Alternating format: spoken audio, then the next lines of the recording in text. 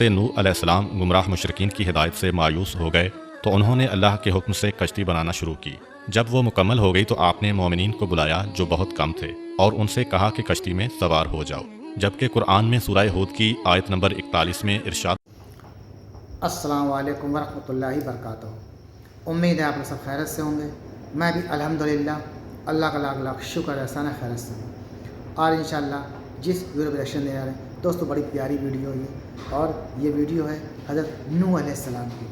दोस्तों ये हज़रत नूह अलैहिस्सलाम की जब कौम ने उनकी बात मानने से इनकार कर दिया, यानी कि अल्लाह की दावत को ठुकरा दिया, कबूल नहीं किया, ईमान नहीं लाए और वही अपनी याशियों में ख़राबियों में पड़े रहे, तो हज़रत नूह अलैहिस्सलाम ने फिर अल्लाह से दुआ की। अल्लाह ताला ने हुक्म दिया कि एक कश्ती बनाओ। हज़रत नूह अलैहिस्सलाम ने भी कश्ती बनाई और उस पर जो भी मुख्तसर से लोग थे, ईमान वाले थे, पुख्ता ईमान वाले थे, उनके जो भी ख़ानदान वाले थे, उन सबको अल्लाह ने हुक्म दिया कि सवार कर लो और हर जानवर का एक जोड़ा भी सवार कर लो। तो दोस्तों हज़रत नूह अलैहिस्सलाम ने ऐसे ही किया, कश्ती बनाई। काफ़ी टाइम लग गया कश्ती बनाने में। फिर कश्ती जब बनी, तैयार हुई, फिर सबको बुलाया जो भी ईमान वाले थे उस दौर में, उनके अल्लाह को जो ईमान ले आए थे, तो उनको और उनके ख़ानदान वालों को और हर जानवर का फिर एक जोड़ा लेके आए। और फिर उसके बाद अल्लाह का फिर दर्दनाक अज़ाब उनकी कौम में आया। तो किस तरह से आया, कैसे कश्ती बनी, पूरा वाक़या दोस्तों हम इस वीडियो के ज़रिए से जानेंगे हज़रत नूह अलैहिस्सलाम का। तो वीडियो को आप लोग एंड तक ज़रूर देखिएगा, बेहतरीन वीडियो है और इसको शेयर ज़रूर करिएगा। तो चलिए आइए पहले हम लोग वीडियो देखते हैं, हज़रत नूह अलैहिस्सलाम के बारे में पूरा जानते हैं, उनकी कौम पे अल्लाह का किस तरह से दर्दनाक अज़ाब आया और कैसे वो सब बाकी लोग जो ईमान वाले थे वो बचे थे। तो चलिए पहले वीडियो स्टार्ट करते हैं, फिर उसके बाद बात करते हैं।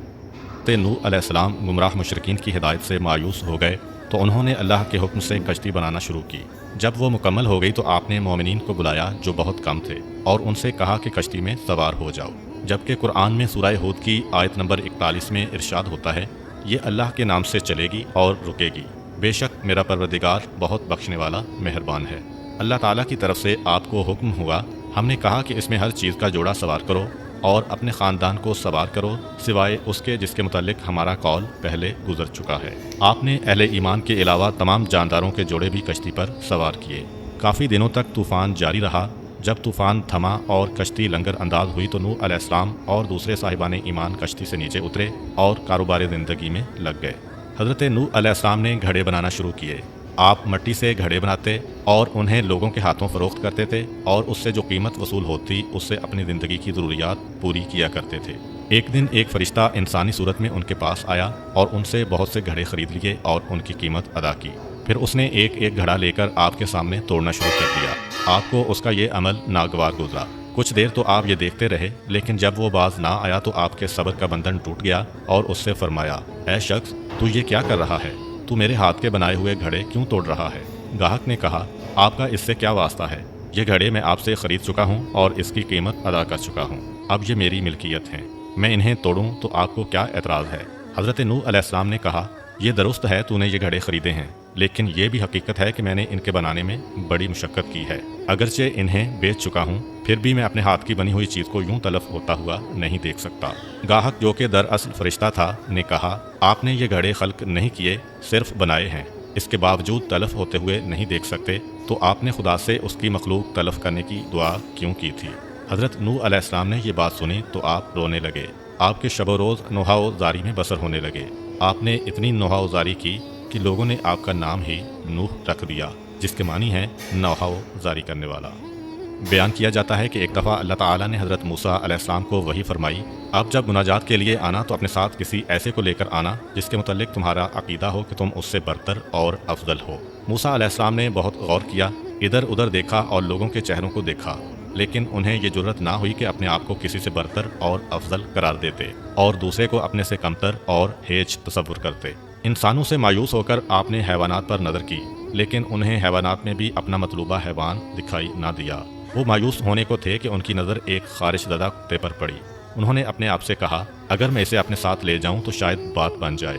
ये सोचकर उन्होंने उस कुत्ते के गले में रस्सी डाली और उसे लेकर खुदा से मुनाजात के लिए चल पड़े। थोड़ी दूर जाने के बाद उन्होंने अपने फेल पर नदामत महसूस की और कुत्ते के गले से रस्सी निकाल दी और उसे भगा दिया। जब आप मुकामे मुनाजात पर पहुँचे तो अल्लाह ताला ने फरमाया, ऐ मूसा अलैहिस्सलाम, क्या तुम अपने से कमतर चीज़ अपने साथ लाए हो? موسیٰ علیہ السلام نے عرض کیا خدایا جس کا تو نے مطالبہ کیا ہے وہ چیز مجھے نہیں ملی۔ اللہ نے فرمایا مجھے اپنی عزت و جلال کی قسم اگر تو اس کتے کو بھی اپنے سے کمتر سمجھ کر یہاں لے آتا تو میں تیرا نام دیوان انبیاء سے خارج کر دیتا۔ محترم ناظرین، ہم سب کو بھی اللہ تعالیٰ کے اس پیارے پیغمبر کے واقعہ سے سبق سیکھنا چاہیے۔ ہم میں سے بہت سے لوگ ایسے ہیں کہ جن کے پاس تھوڑی سی دولت آ جائے تو وہ غرور و تکبر میں مبتلا ہو جاتے ہیں اور اپنے ارد گرد کے لوگوں کو حقارت کی نظر سے دیکھنا شروع کر دیتے ہیں۔ حضرت یحییٰ علیہ السلام کے متعلق مشہور ہے کہ آپ ہمیشہ خوف خدا کی وجہ سے غمگین رہتے تھے اور ولادت سے لے کر زندگی کے آخری لمحات تک آپ غمگین ہی رہے۔ آپ کے گریہ و بکا کا سلسلہ کسی وقت بھی منقطع نہیں ہوا اور کسی نے کبھی آپ کو ہنستا مسکراتا ہوا نہیں دیکھا۔ ایک مرتبہ حضرت زکریا علیہ السلام نے بارگاہ احدیت میں عرض کیا خدایا میں نے تجھ سے اس لیے بیٹا طلب کیا تھا کہ میری آنکھوں کی ٹھنڈک بنے اور میرے لیے خوشی اور مسرت کا ذریعہ ثابت ہو، لیکن تو نے مجھے جو بیٹا عطا کیا ہے وہ تو ہمیشہ غمگین رہتا ہے اور ہر وقت روتا رہتا ہے۔ پھر ایک دن حضرت زکریا علیہ السلام نے اپنے فرزند سے فرمایا میں نے خدا سے بیٹا مانگا تھا تاکہ میرے لیے خوشی کا ذریعہ بنے، جبکہ تو ہمیشہ غمگین رہتا ہے۔ حضرت یحییٰ علیہ السلام نے عرض کیا ابا جان میں نے آپ کی زبانی یہ بات سنی تھی کہ جنت و دوزخ کے درمیان ایک گھاٹی ہے جسے صرف وہی عبور کرے گا جو خوف خدا سے رویا ہوگا۔ بہرحال حضرت یحییٰ علیہ السلام پوری زندگی مغموم رہے اور خوف خدا میں روتے رہے۔ آپ اتنا روئے کہ رخساروں پر گڑے پڑ گئے اور آنسوؤں کی وجہ سے زخم پیدا ہو گئے جن پر مرہم پٹی کی ضرورت پڑتی۔ ایک مرتبہ کا واقعہ ہے کہ حضرت عیسیٰ علیہ السلام کی اپنے خالہ زاد بھائی یحییٰ علیہ السلام سے راستہ میں ملاقات ہو گئی۔ حضرت عیسیٰ علیہ السلام انہیں دیکھ کر مسکرانے لگے۔ حضرت یحییٰ علیہ السلام نے انہیں مخاطب کر کے فرمایا کیا وجہ ہے کہ میں آپ کو خوش و خرم دیکھ رہا ہوں؟ شاید آپ نے سمجھ لیا ہے کہ آپ کو ابدی امن و اطمینان مل گیا ہے۔ حضرت عیسیٰ علیہ السلام نے فرمایا کیا وجہ ہے کہ میں تمہیں غمگین اور ترشرو دیکھ رہا ہوں؟ کیا تم اللہ کی رحمت سے مایوس ہو چکے ہو؟ اس کے بعد دونوں خالہ زاد بھائی اس جگہ پر رک گئے اور کہا ہم اس وقت تک یہاں سے نہ ہلیں گے جب تک کہ خدا فیصلہ نہیں کر دے گا کہ ہم میں سے کس کا طرز عمل اسے زیادہ پسند ہے۔ اللہ تعالیٰ نے ان دونوں پر وحی کی تم دونوں میں سے اچھا وہ ہے جسے ہماری رحمت کی امید زیادہ ہے اور جو ہمارے متعلق زیادہ سے زیادہ حسن ظن رکھتا ہے۔ بے شک انسان کو اللہ تعالیٰ کی رحمت سے کبھی بھی مایوس نہیں ہونا چاہیے اور اپنے مسائل اور مصیبت کے وقت صرف اسی سے لو لگانی چاہیے۔ تو دوستوں یہ تھا ہمارا ایکشن جو آپ نے دیکھا حضرت نوح علیہ السلام اور ان کی قوم پہ جو اللہ کا دردناک عذاب آیا۔ دوستوں ہر قوم پہ اللہ کا عذاب آیا ہے جو اللہ کی نافرمانی کی، اللہ کی بات نہیں مانی، اللہ کی اطاعت نہیں کی، اللہ کے بتائے ہوئے راستے پہ نہیں چلی، وہ قوم پہ اللہ کا پھر دردناک عذاب، اور تمام قوموں پہ اللہ کا دردناک عذاب آیا ہے کہ پوری دنیا سے ان کا نام و نشان اللہ تعالیٰ نے مٹا دیا ہے۔